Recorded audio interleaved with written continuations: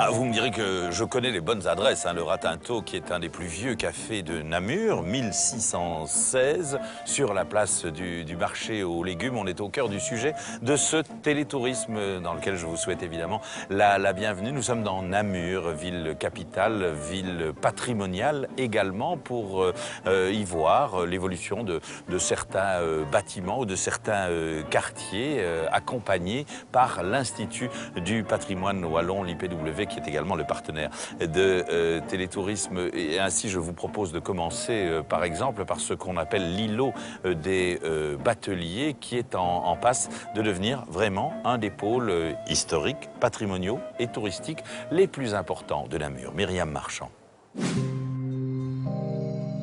On le voit bien depuis la citadelle, à 2 pas de la rue des Brasseurs, c'est l'îlot des bateliers. Un quartier en rénovation en passe de devenir un véritable carrefour culturel. Les travaux ici s'inscrivent dans le cadre du futur pôle muséal des bateliers, qui comprendra le futur musée des bateliers, le futur musée des arts décoratifs. Et nous sommes dans un quartier des anciens mariniers, des anciens bateliers. Et nous avons une jonction toute trouvée avec un jardin commun qui mène à l'arrière vers les autres institutions culturelles du quartier, c'est-à-dire la Maison du Conte, la Maison de la Poésie et de la Langue française et le musée Robs. C'est une volonté qui a déjà été émise il y a plus d'une dizaine d'années de créer au centre de Namur, dans les vieux quartiers, ce qu'on appelle l'îlot des bateliers. Il s'agit de 2 bâtiments. D'une part, l'ancienne école des bateliers de Namur, qui était un bâtiment à l'abandon depuis une dizaine d'années, que l'on a souhaité reconvertir pour le musée archéologique de Namur. Et d'autre part, le bâtiment classé qui est derrière nous, qui est le musée de Croix, Grosse-Bec de Croix de Namur. C'est un bâtiment classé, c'est un bâtiment qui nécessitait d'abord des réflexions importantes, que ce soit au niveau des châssis, des charpentes, de l'isolation et de la mise en sécurité du bâtiment. La restauration est vraiment à l'identique. On n'a aucune intervention contemporaine ou nouvelle dans le musée, sauf en ce qui concerne les techniques, parce qu'il faudra des caméras, il faudra des détecteurs, etc. Il faut aussi éclairer les salles, il faut aussi un éclairage de sécurité. Mais disons que la restauration en soi est vraiment, fait appel à des techniques traditionnelles, des techniques que toutes les entreprises de restauration sont capables de produire. C'est de l'artisanat, c'est du travail à la chaux, du travail de bois, du travail avec des matériaux anciens. Donc il n'y a vraiment rien de particulier. Seulement, les constructeurs d'aujourd'hui ne connaissent pas tous ces techniques anciennes et donc il faut aller chercher les compétences là où elles sont, évidemment.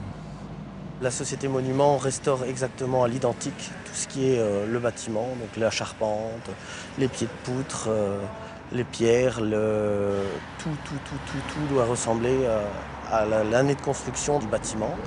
Et pour cela, on démonte, on restaure tout à neuf. C'est un gros défi, c'est quelque chose qui prend du temps, mais qui donne un très beau résultat. Donc ici, principe de restauration, on nettoie les joints, parce que vous voyez, il y a de l'enduit, il y a eu plein d'enduits. Au fur et à mesure, la couleur, les enduits et tout ça qui rentrent dans les trous, le bois qui sèche. Et on remplace ça par tous des flips, tous des petits morceaux de bois, collés, après poncés. Et alors on revient au naturel, quoi. C'est le principe, quoi. Devoir souvent retaper, mettre du mortier de chaux. Donc ça, je vais voir avec l'architecte. C'est passionnant? Oui, c'est l'amour du métier, c'est différent, c'est pas de la simple maçonnerie, il faut restaurer, c'est pas de la maçonnerie, c'est de la restauration. Les atouts du bâtiment ici, c'est vraiment de pouvoir visiter un bâtiment dans son intégralité. Donc c'est-à-dire qu'on voit à peu près tout dans le musée, à l'exception des caves et des greniers encore qu'on pourrait imaginer faire visiter. Mais tout est encore en place, tous les décors sur les murs, les plafonds, les stucs, les planchers, les lambris, tout est encore là, les fenêtres, les volets intérieurs. Et donc on peut vraiment s'imaginer comment était un bâtiment au XVIIIe siècle. D'autant plus que la restauration va gommer les quelques petites traces de modernité comme des radiateurs qui avaient été mis auparavant dans le musée ne vont plus apparaître. Et donc on va vraiment avoir l'impression d'être dans un bâtiment au XVIIIe siècle, en plus d'être dans un bâtiment du XVIIIe siècle.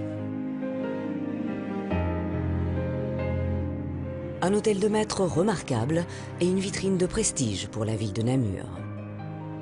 Le musée des arts décoratifs et le nouveau musée d'archéologie devraient ouvrir leurs portes fin 2016.